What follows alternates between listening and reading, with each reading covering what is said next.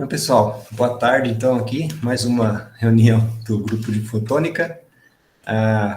Então, nessa sexta-feira de carnaval, teremos aí a apresentação do Luiz, que vai falar um pouco aí sobre a utilização de pulsos de 20 segundos para fazer microfabricação em platina, que na verdade é um trabalho que ele apresentou lá na Photonics West esse ano, mas ele deu uma estendidinha aí no seminário, né? Por favor, Luiz. Bom, gente, boa tarde. Então, é isso mesmo, né? Eu fiz basicamente nesse seminário aqui na Photonics West, aqui no final de janeiro, mas como lá tem um limitezinho de tempo, né? Então, eu tive que dar uma enxugada na apresentação. Aí, aqui para vocês, dá para dar uma detalhada um pouco maior. E, basicamente, né, o que eu vou apresentar para vocês é sobre o meu projeto de mestrado, né? Que é sobre microfabricação de platina utilizando lasers de femtosegundo, tá? Eu vou começar com uma breve motivação do trabalho, depois passar para vocês sobre a técnica de lift, que é o que a gente utiliza aqui, mostrar para vocês o setup experimental, os resultados que a gente tem até agora, as conclusões desses resultados, né, os trabalhos em andamento e perspectivas futuras. Tá? Bom, o objetivo desse trabalho é basicamente investigar, né, a microfabricação de platina utilizando a técnica de lift associada a um laser de femtosegundo e explorar aí as suas possíveis aplicações. Tá? A fabricação em escala micro e nanométrica, ela tem bastante interesse atualmente por conta das suas aplicações, né, que vão desde a microeletrônica até dispositivos ópticos e fotônicos, e existem diversas técnicas de microfabricação, mas as técnicas de escrita direta laser, que é onde se inclui o lift, tem aí algumas características interessantes que trazem vantagens para essas técnicas, que vai ficar um pouquinho mais claro aí em breve. Mas a gente tem interesse também nesse tipo de microfabricação. E a platina em si, né, que é o material que a gente vai trabalhar aqui, ela também tem bastante interesse por conta das suas aplicações. Um exemplo aí fora da nossa área, né, mas aí para farmácia e medicina, existem diversos medicamentos aí com ativos, né, que contêm platina, que são utilizados, né, que tem mais eficácia no combate às células tumorais. Né? Então, já foi identificado em diversos trabalhos aí que esses ativos que têm platina, eles conseguem interagir melhor com essas células tumorais e, portanto, né, tem uma eficácia maior no combate a elas. E mais aqui para o nosso escopo, né, a platina é bastante utilizada para fazer sensores, né, microsensores, biosensores, sensores térmicos, e isso por conta das suas diversas características físico-químicas interessantes aí, como, por exemplo, uma muito importante, que é a baixa reatividade. Então, é o metal, né, o metal mais nobre aí, que tem tem a menor reatividade, né, entre os metais, então é um material muito constante, né. E só uma curiosidade com relação a esse aspecto, né, essa característica, por essa baixa reatividade, desde o século XIX até 2019, a gente tinha como padrão, né, a definição do quilograma era esse cilindro aqui de platina, né, que justamente por conta disso era utilizado como por causa dessa baixa atividade, eles escolheram a platina porque seria uma coisa constante ao longo do tempo, né? E só em 2019 eles trocaram essa definição para ser em função de constantes físicas, né? Assim como o metro e etc. Mas fica aí uma curiosidade interessante. E, bom, por conta dessas diversas características físico-químicas interessantes da platina, por exemplo, né, a alta temperatura, juntando aí com a baixa reatividade, uma coisa que já é meio que sabido e que eu confirmei isso durante a conferência, algumas pessoas vieram conversar comigo com relação a isso e me questionar, é que é um material que não é tão fácil de você fazer estruturas na escala micro e nanométrica, né? Por conta dessas características, é um pouquinho mais complicado de fazer a microfabricação do que utilizando outros tipos, né, outros metais ou outros tipos de material, tá? Então, nosso objetivo aqui é estudar, né, esse tipo de microfabricação, a microfabricação a lift com a platina, e encontrar aí as melhores condições para fazer essa microfabricação. E então, a partir disso, a gente vai a gente vai poder estudar aplicações interessantes e é isso aí. Bom, falar um pouquinho agora sobre a técnica utilizada, né, que é a técnica de lift, ou transferência induzida a laser, né, no português. Essa técnica é uma técnica de escrita direta a laser, né, ou DLW, né, e como eu já falei, as técnicas de escrita direta a laser, elas têm características importantes que trazem vantagens importantes para as técnicas de microfabricação, como, por exemplo, né, a fabricação de estruturas com alta resolução, o controle de diversos parâmetros da microfabricação, né, que também permitem a gente encontrar as melhores condições de fazer essa microfabricação. Usualmente não é necessário nenhum tipo de tratamento prévio ou não precisa de salas limpas, etc., para se fazer essas técnicas, só em caso assim em casos específicos, né, da amostra precisar, alguma coisa nesse sentido. E usualmente são técnicas também que são técnicas rápidas e elas mantêm a característica, né, as características do material depois da microfabricação. Por conta dessas características importantes, né, a gente tem umas vantagens legais aí com relação à técnica de microfabricação que trouxe, então, interesse para esse tipo de técnica. O lift, né, é uma técnica de escrita direta a laser, então ela carrega todas essas características importantes. Mas qual que é o princípio do lift? Basicamente, né, a gente vendo aqui essa ilustração aqui do lado, basicamente o interesse do lift é fazer a transferência de um material, né, de um doador para um receptor, a partir da focalização do laser aqui na interface desse doador com o material em questão. Tá? Só para dar um exemplo, né, aqui no nosso trabalho, a gente utiliza esses filmes de platina aqui, né, que foram filmes de platina aí, disponibilizados pela Juliana, que há um tempo atrás ela utilizava aí para fazer a pesquisa dela e depois ela disponibilizou para a gente fazer o nosso trabalho. Mas a gente tem então um doador, que no caso é uma lâmina de microscópio, com um filme de platina, recobrindo com um filme de platina, e focalizando um laser aí na interface, né, desse filme com o doador, a gente gera então a gente causa um estresse térmico nessa região, né, fazendo a formação de gotas, tá? E a partir de uma certa condição ali do laser, né, a gente consegue fazer a transferência, né, do material do doador para o receptor, e aí formando a estrutura que a gente tem interesse, tá? Então, basicamente, o princípio do lift é transferir material de um doador para um receptor, focalizando o laser, tá? Nessa interface. Uma coisa interessante, aí, uma curiosidade legal para comentar sobre o lift, que também é um fator interessante aí para se ter em mente na hora de fazer as estruturas, é que, como alguns trabalhos aí já demonstraram, conforme a gente vai variando a energia do laser que está focalizado ali, o formato dessas gotas, né, que são expelidas aqui do doador, ela vai alterando, né, vai aqui aumentando a energia, a gente sai desse regime aqui parecido com uma gota para chegar para ter um regime mais de jato, depois para um spray. Então, é interessante ter em mente essas coisas assim na hora de fazer microfabricação, porque diferentes regimes podem trazer a gente melhores ou piores condições para fazer microfabricação. Tá? Bom, no nosso caso, a gente trabalha com o lift associado a um laser de femtosegundo. Então, o que a gente precisa levar em consideração os efeitos aí não lineares, né? Um laser de pulso ultracurto, ele, além de muito curto, também é muito intenso. Então, no caso do lift, ele vai gerar uma ionização não linear ali naquela região focal, né? E essa ionização não linear vai gerar um plasma, e a partir desse plasma gera ali o estresse térmico necessário para fazer a transferência do material do doador para o receptor. No caso de um laser de femtosegundo, a largura temporal do pulso, ela em torno de femtosegundo, né? Ela é mais curta do que o tempo em que esse estresse térmico começa a se dissipar ao redor da região focal. Então, a largura...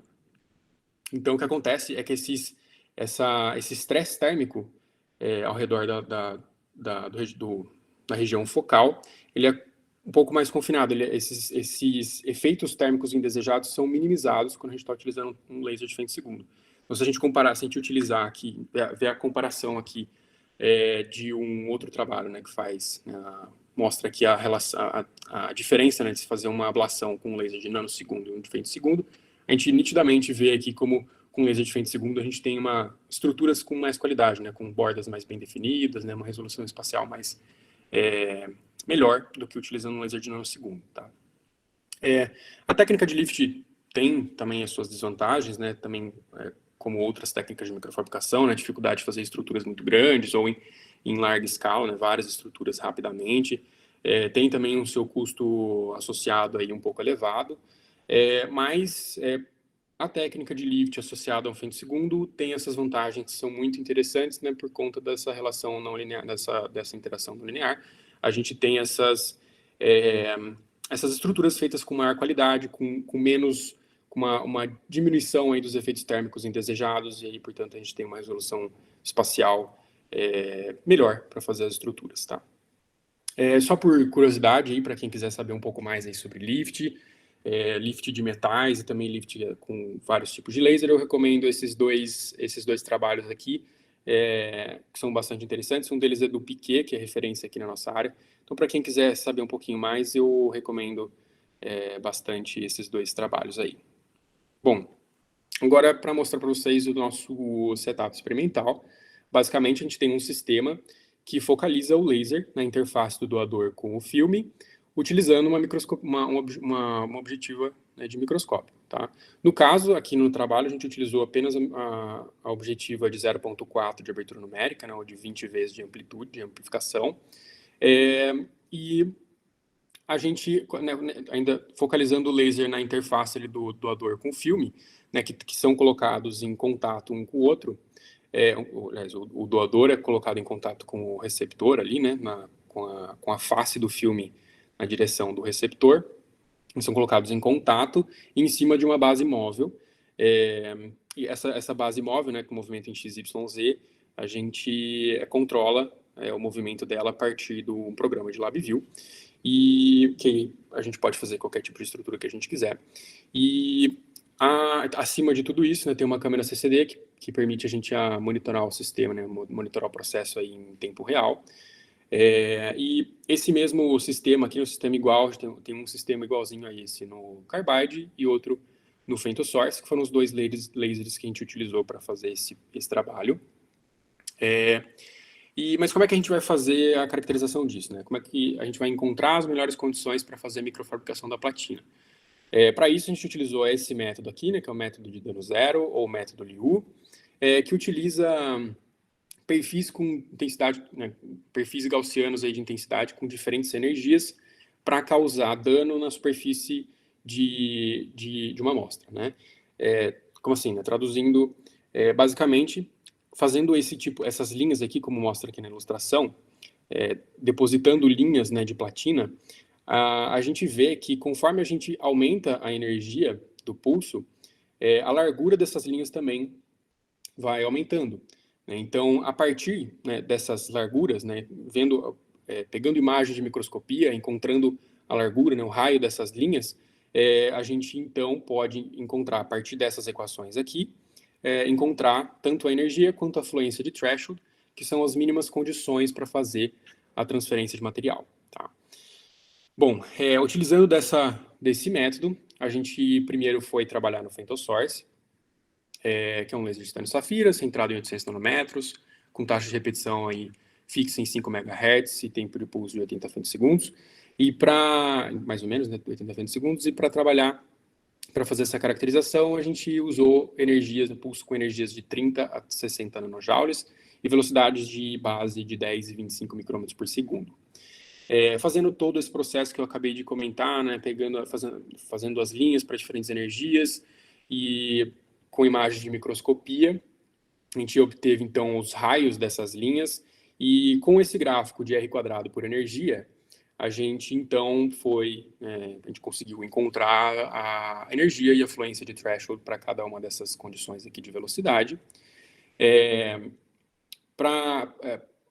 Uma relação interessante aqui com essas energias é que a gente vê uma relação diretamente proporcional da energia de threshold com a velocidade de base, que é uma coisa que a gente já imaginava, né, porque conforme a gente aumenta a velocidade da base, a gente tem menos pulso por spot, e, portanto, né, a gente precisa de mais energia por pulso para causar o dano mínimo para fazer a transferência, né? Então, só para mostrar que os nossos resultados estão realmente, esses resultados fazem sentido. E, bom, com todas as linhas feitas, né, as imagens de microscopia que a gente obteve, a gente viu aqui, pelas imagens, né, mesmo de microscopia, a gente percebeu que a gente não tinha ainda as linhas mais bonitas aí, com as melhores qualidades, e não ficaram linhas tão legais quanto a gente imaginava.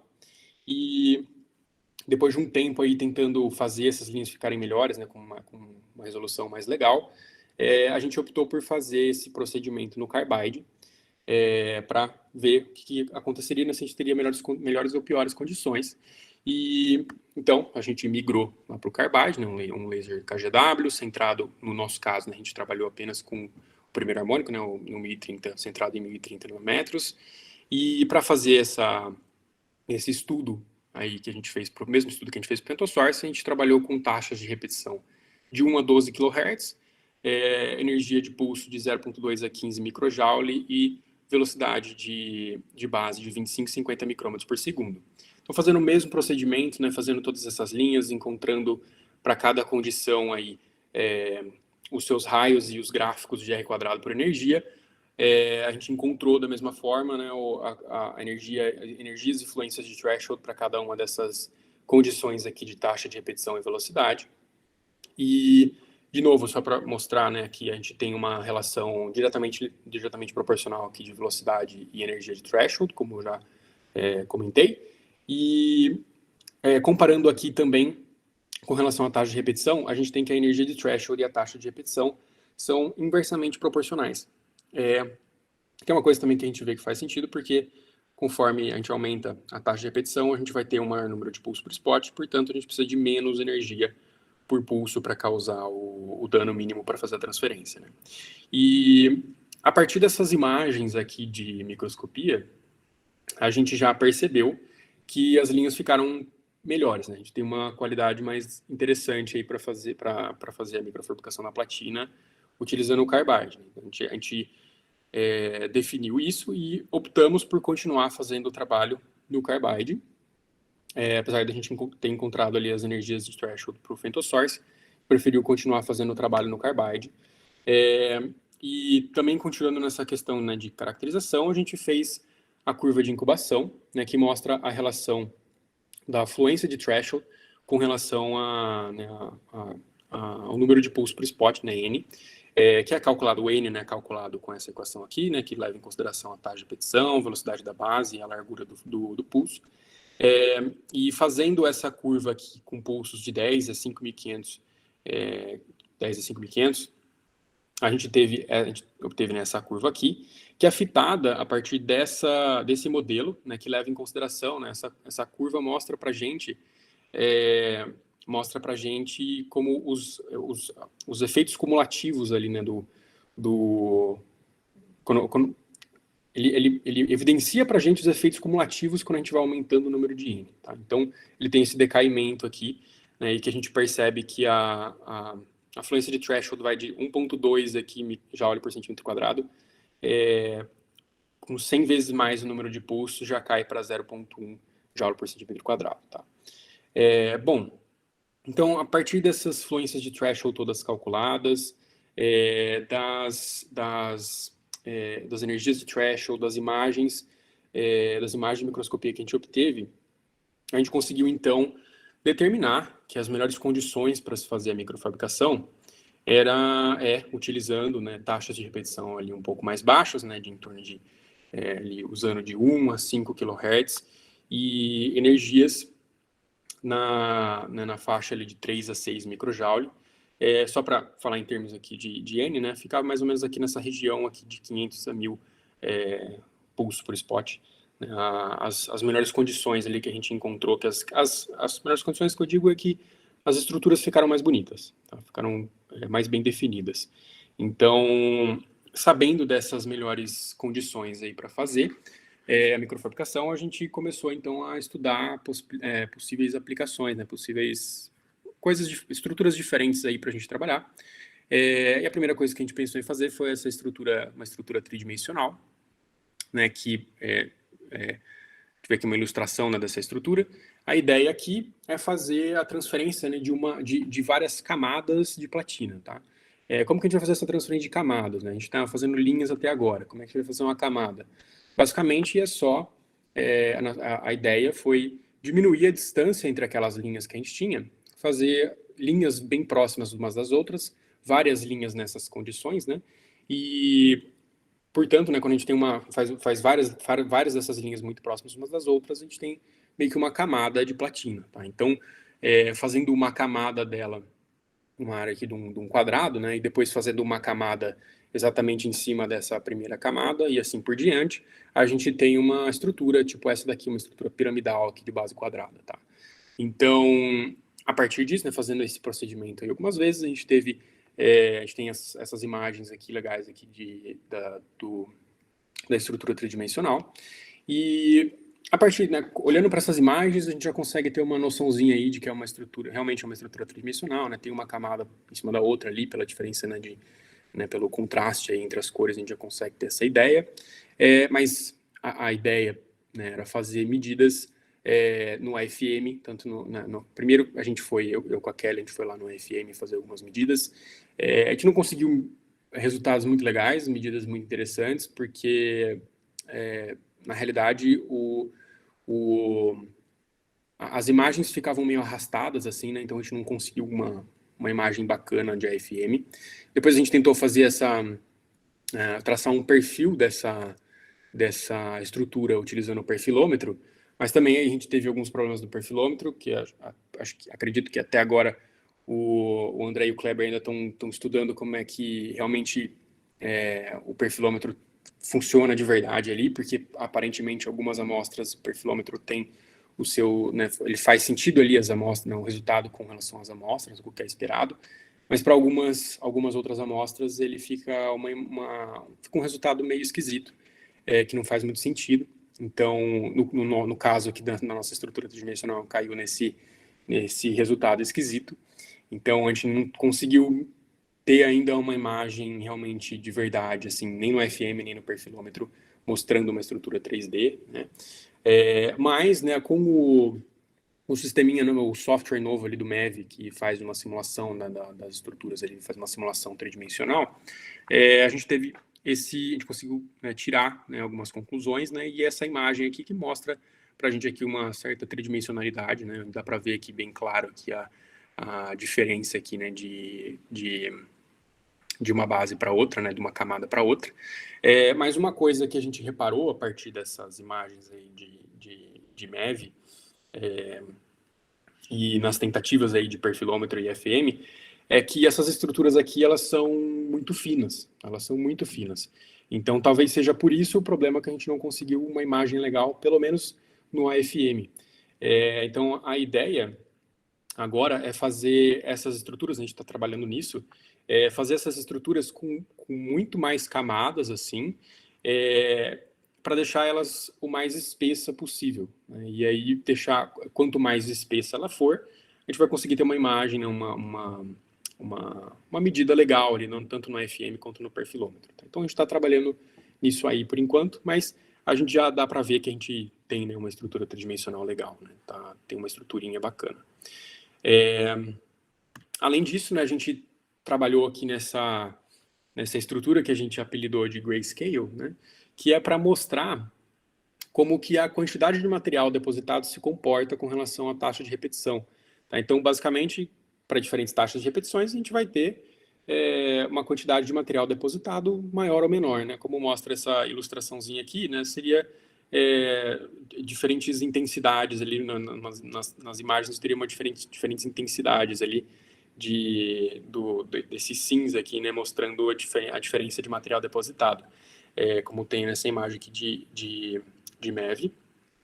E a ideia também, né, seria fazer um perfil, né, um perfil lá no perfilômetro, ou pegar um AFM, e ter uma imagem parecida com essa daqui, né, ter uma escadinha, né, porque conforme, né, a gente vai, né, para diferentes taxas de repetições, a gente tem diferentes quantidades de material depositado, então seria uma coisa nesse sentido aqui, né, dessa ilustração. Mas exatamente pelos motivos que eu acabei de comentar com a FM e com o perfilômetro, a gente ainda não conseguiu fazer uma imagem legal com essa característica. Então, a gente ainda estamos trabalhando nisso aí, talvez pelo mesmo motivo, né, conseguir fazer umas estruturas um pouco mais espessas e aí conseguir uma imagem, uma medida legal com relação a isso aqui. Bom, basicamente, né, por enquanto é isso que a gente tem, né, a gente fez a caracterização, né, encontramos, né, as melhores condições de fazer a microfabricação da platina com laser, né, com lift, utilizando um laser de femtosegundo, nos dois sistemas, né, no FemtoSource e no Carbide. A gente percebeu que o FemtoSource, que o Carbide nos dava melhores condições para fazer a microfabricação do que o FemtoSource. Nos dois sistemas, a gente encontrou as energias de influência de threshold e determinamos as melhores condições para fazer a deposição. Com essas condições, a gente, então, passou a estudar a possibilidade de fazer estruturas tridimensionais, né?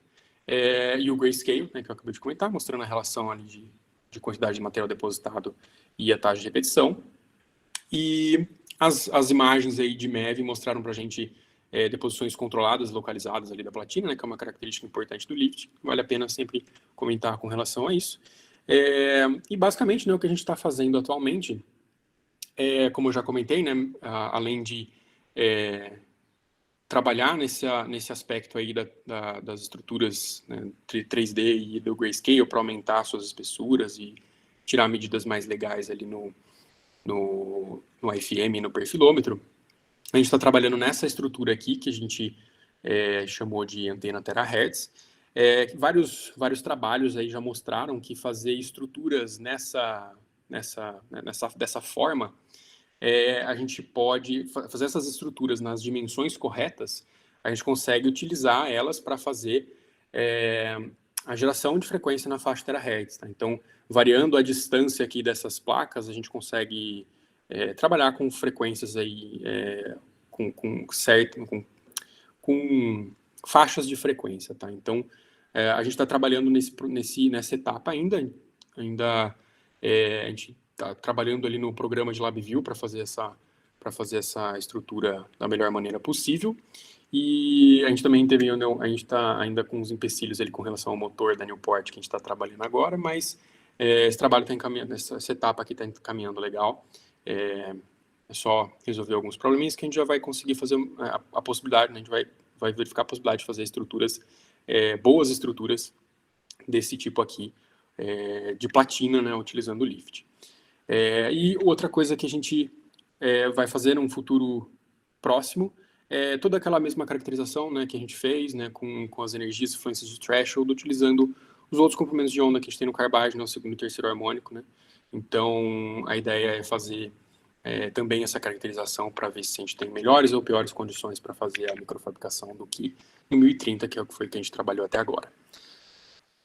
Então, é isso aí, basicamente. Agradecer a todo mundo aí pela atenção e valeu.